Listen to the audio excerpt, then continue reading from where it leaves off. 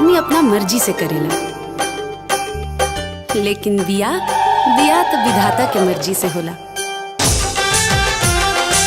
कहल जाला ना कि जोड़ी स्वर्ग में बनेला, कुछ ऐसा नहीं पृष्ठभूमि पर बनल बा हमनी के ही कहानी विवाह 2।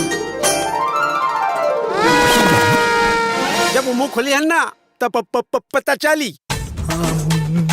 Friends, Chintu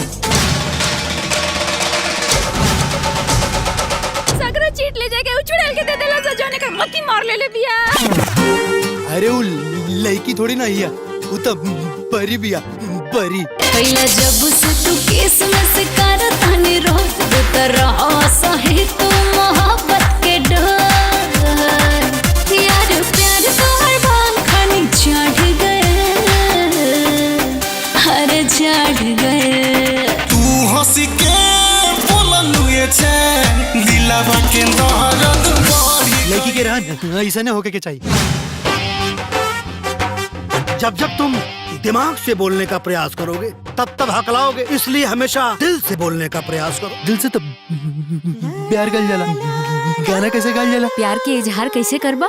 I love you। आपके लिए मैं सीधे आई हूँ बंगाल से, कहिए तो मैं सेवा कर दूँ होठ लाले लाल से। अपने दिल में क्या हमको बसाइएगा?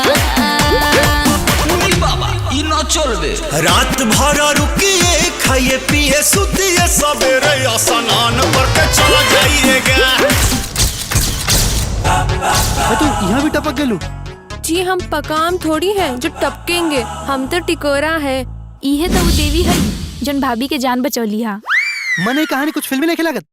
भसुर कहे सुघर भभुइया हमार बाड़ी, गोतनी लागल रहे हरदम हमरा पिछाड़ी। ताना मार ननदी हमरा के बार बार, हो मौसमी नियन खट्टा मीठा, मौसमी नियन खट्टा मीठा, होले ससुराल हो मौसमी नियन खट्टा। शादी करबा हमरा से? ये दुनिया में ऐसा कौन बेवकूफ हुई जे तोहरा से शादी ना कल चाहिए? सच में? ओहो यह कहिए। मोहब्बत हो जाए किसी से। तू कबो बतौला काहे ना कि तू हमरा से प्यार करेला? कि जब भाव कमजोर पड़ेला तब शब्द की जरूरत पड़ेला, बाकी जब भाव मजबूत होला तो बोलना के कोनो जरूरत ना पड़ेगा। लेकिन मैं ये हरगिज़ बर्दाश्त नहीं कर सकती कि तुम शादी मुझसे करो और प्यार इससे। ना नींद मिलेला, ना चैन मिलेला, खाली दर्द मिलेला। ना दवा बकौनो, ना दुआ बकौनो, गजबे मर्ज मिलेला। और इश्क न करिहा ऐसे डरिहा इतने बार जी। अरे और की खुशी ला तू अपन जिंदगी काहे बर्बाद करता रू? मैं तो तुम्हारे पंख बनना चाहती हूँ चिंटू, तुम्हारे कंधे का बोझ नहीं। बड़ा बेदर्दी हो, केहू के न चले दिला मोर। अरे क्यों हमरा से पूछे की कोशिश भी कर कि हम शादी कर चाहता नहीं की ना? केहू के न चले दिला मोर जी।